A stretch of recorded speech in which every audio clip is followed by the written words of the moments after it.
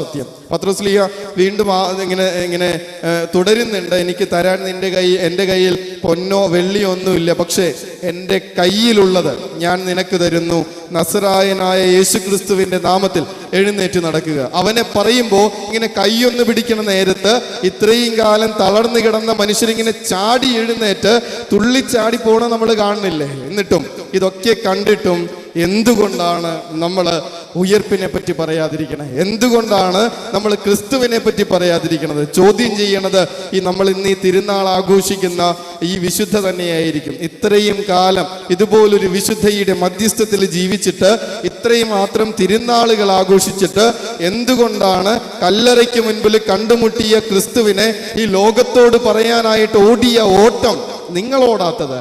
ഞാൻ ഓടിയ ഓട്ടം നിങ്ങൾ ഓടാത്തത് എന്താ? ഞാൻ പറഞ്ഞ വാക്കുകള്, ഞാൻ പറഞ്ഞ സുവിശേഷം നിങ്ങൾ പറയാത്തത് എന്തുകൊണ്ടാണ്?